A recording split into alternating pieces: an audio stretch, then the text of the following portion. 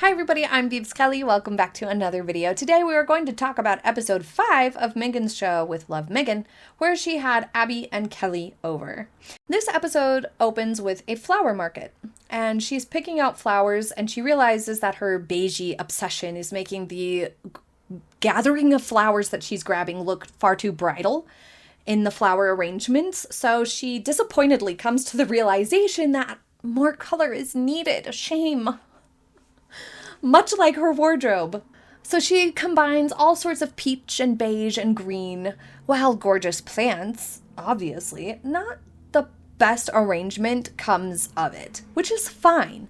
What would have improved this episode tremendously, and what I wish she would have done, would have had somebody come to her house from that floral shop to teach her how to make a cool flower arrangement, or for Meghan to just do a lesson there, to ask them if they could have somebody teach her how to arrange flowers there, how to select flowers for a bouquet, and how to make a good arrangement, because it would have added to the show a lot. It would have delivered value and knowledge that she didn't, and the end result would have been better. Hers was a little bit chaotic, was a little messy looking, perhaps on brand for her, yes, but it wasn't necessarily the best, tutorial of how to make a flower arrangement, because it just didn't look too great.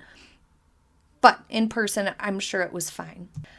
This is the episode where we get the dried flowers in ice cubes, or the edible flowers in ice cubes. And I can understand why in theory that's nice or pretty, but I think in practice it's not so great for obvious reasons. Who wants to suck a wet flower into their mouth while they're drinking some sparkling water or whatever? I noticed starting in episode 4, the guests began entering from the back door, and they pivoted away from the front door entrances with the crew surrounding them, which was a really good idea. It feels more realistic, and it eliminates that sort of awkward, bewildered moment that felt so abrupt and strange. The first 3 episodes, they showed the guests coming in through the sort of front of the kitchen area, like from the front door, and there was crew members and cameramen all around, and everybody was coming in hunched down like this, like, oh my gosh, because they weren't, Mindy wasn't as hunched, but she was still hunched, because there's equipment hanging and up above you and stuff, and so you're coming in like this, and that was everybody's introduction to the episodes, and it just felt really weird. It set an awkward tone. It looked messy and chaotic, and just, you could feel the awkwardness in the air. And so somebody got through to Meghan, or maybe the director, Michael Steed, was like, we're done with this. We tried it for 3 episodes, Meghan. It's not working. We're going to pivot. Have them come in through the back door where they're not surrounded by camera crew, and we don't see the camera crew on camera. We just see the guest come in. Duh factor. Way better choice. And so that was an improvement that came through starting in episode 4. And in this episode 5, it was that way also. So I guess hopefully it stays that way, because that was an improvement for sure. Remember, I talked about that in episode 2, I think it was, with Mindy. But watching these 3 ladies, I felt like Kelley was maybe the quieter one, maybe bulldozed occasionally by Abby and Meghan's back and forth. They were day drinking, at least at the beginning. Meghan is always the one to initiate it, I have seen. But there was the occasional cackling that had no apparent reason from these ladies. I was a little lost what they were laughing at on 2 different occasions. Meghan tells the story of making salt-baked fish 2 different times, so the repetition on film just feels like they're trying to fill airtime. And we've had a lot of repetition at this point. 5 episodes in, there's so many things being repeated. Scented towels has been repeated twice. Why she's making salt-baked fish, or really anytime she's talking about what she's making and why she's making it, she repeats it, she tells it to the camera, and then she tells it to the guest, so we get it twice. The garden party goodie bags, she explained them on camera, and then she explained them to Mindy, so we got it twice. In a 30-minute episode, we don't need to hear something twice. We really don't. We've seen her making crudite 5 times now. She has made a crudite every single time. I'm done with it. I'm over. I can't see any more crudite being made. I don't care if Meghan makes them every single day at home. I don't need to see it in every single episode of her show. It's not like a brand to make crudite. They make brands, There's yet another crudite here. And she gives her 4th tutorial on it. She literally explains it again to us for the 4th time on crudite. And then there was 1 charcuterie board. So to be fair, we have 4 crudite, 1 charcuterie board. Why? She tells us again how they make it every day at home.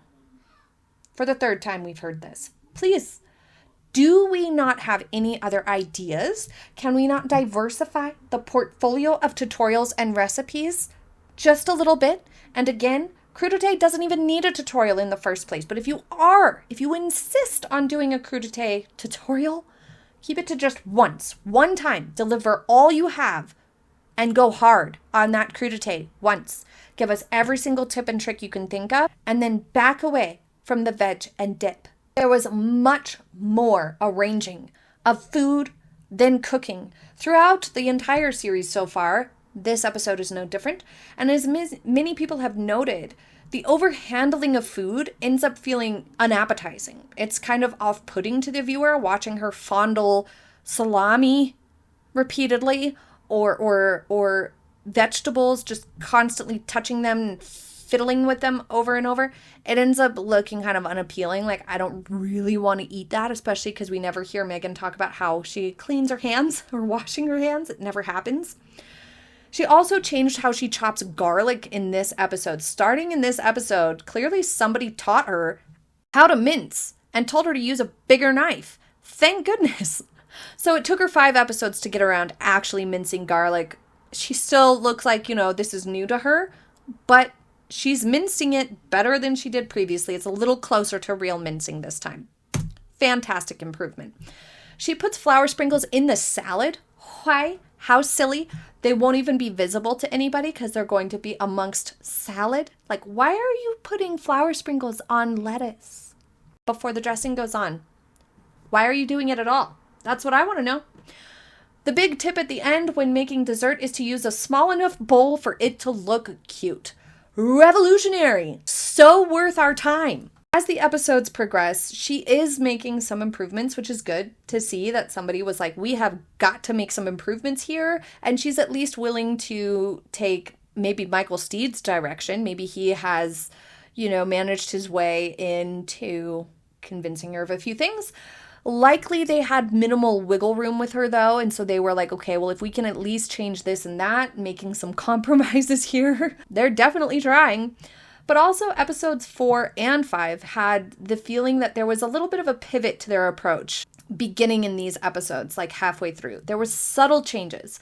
Maybe Meghan just got a little bit more comfortable after the first 3.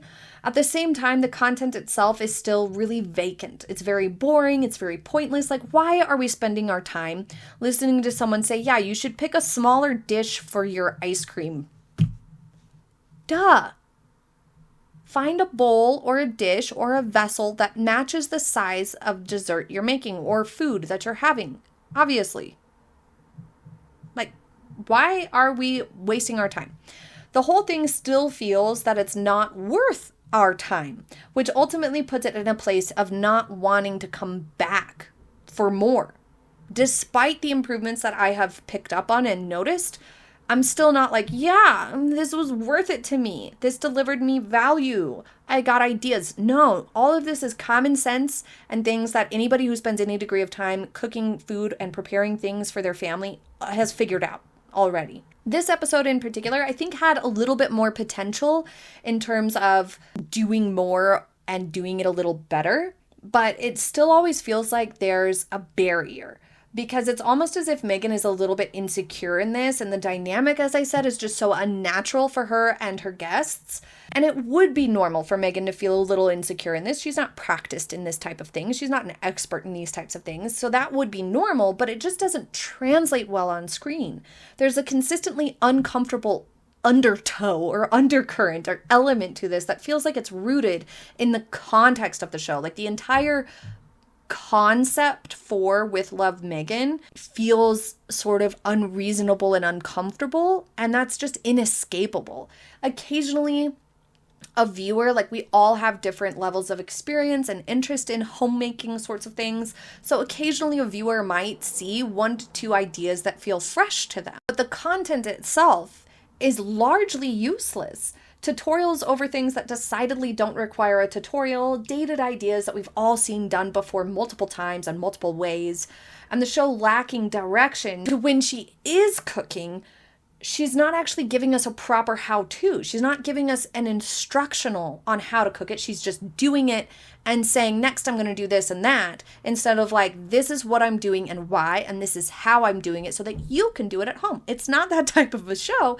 So it all feels just like, what is the point then? What is the point? Just so we can watch her do this? Why do we want to watch Meghan do this? So we're left feeling like the whole thing's purpose, the entire show's purpose, it feels like it's to get a glimpse into Meghan's life. But even that fails to connect as like, oh, this is how she lives, because this is a set. This is not her house. This is not how she lives. This is not her garden. It's not her cookware. It's not her home. And when she and her guests are lacking in charisma and chemistry with one another on top of it, the whole thing feels overworked and overdone, and not even the conversation can carry the show. And now halfway through, we've seen her arranging platters of food 6 or 7 times, boring, pointless conversations, useless tutorials. What is this? Her expectations for this must then be completely egotistical and vain in nature. That is the only conclusion I can come to. But leave your thoughts in the comments. Thank you for joining me for today's video. I hope you have a happy day ahead, and I will see you next time. Bye!